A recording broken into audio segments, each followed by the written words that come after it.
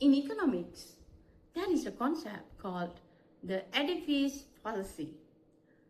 The belief that building a road guarantees traffic. In education, we often fall into the same trap, assuming that providing digital platforms automatically ensures effective teaching. In reality, access does not equal to practice. The gap is not technical, the gap is epistemological. It is about confidence, identity, and pedagogy. Teclan ePro, created to address this gap. Good day, distinguished judges and guests. Punitha Bangaraiyah here would like to share with you the Teclan ePro, a research initiative that explores how digital platforms like Google Classroom can be transformed into a meaningful instructional practice in Malaysian TVET institutions. The institutional context and enactment gap. The institutional context and enactment gap. The Malaysia TVET Roadmap 2021 to 2030 requires digital competency as a measurable outcome. Yet, after COVID, many instructors abandoned the platforms and returned to their face-to-face teaching and learning.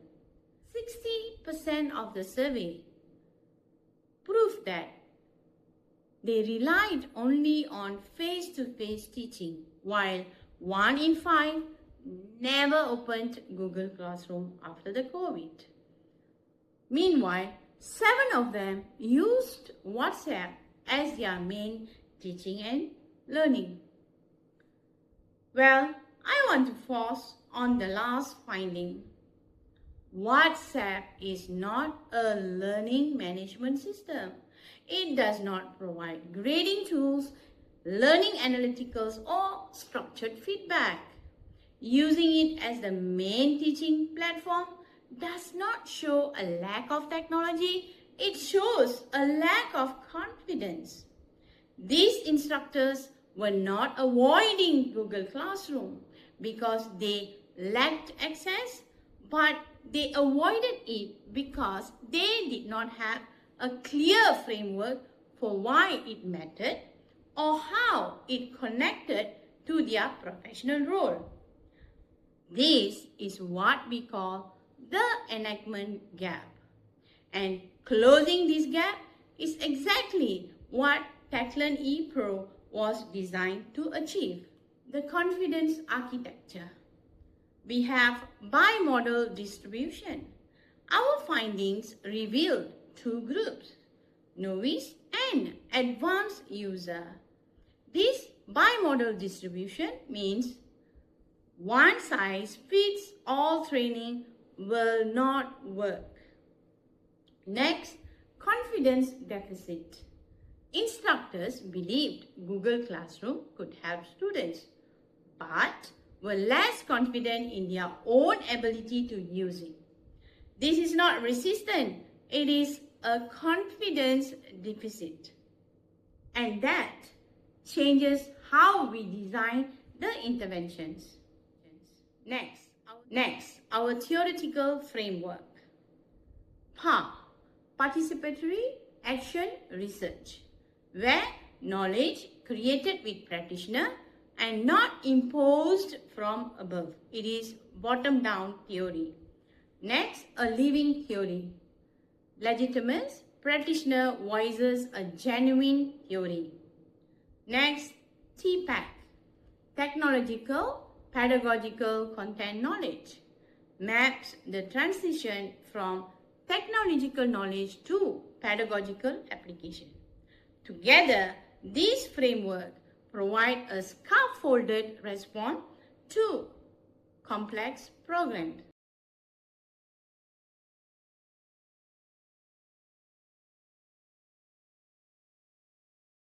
Our phase 2 rollout, 78 participants which is higher than any typical LMS engagement from 16 departments and with 82% of attendance rates.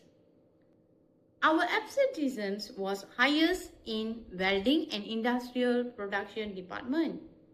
This discipline often seen as resistant to digital mediation. This is not a failure, but a diagnosis. These fields need tailored intervention that respect their unique knowledge structures. Our case study, Electrical and Electronics Semester 1, 2012. One instructor implemented a flipped classroom using Google Classroom, where all the theoretical lessons that related for their practice were given through Google Classroom. Learners prepared with infographics, videos before their class. Then the students, need to apply the skill they have learned in their practical class. So, this case study directly challenges the belief that hands-on subject cannot benefit from digital tools. Okay, because the result, 3 out of 4 students achieved perfect score. So, these digital quizzes revealed gaps invisible in face-to-face teaching. Feedback was central. Google Classroom grade system became a diagnostic tool, helping the instructor to track their students' progress and adjust teaching in real time.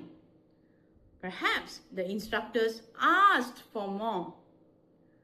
AI-assisted tools like Canva AI and Notebook LM, this shows that when professional development is structured and contextual, the outcome is not compliance but intellectual hunger. The highway paradox is resolved not by building more platforms but by addressing why instructors hesitate to use them.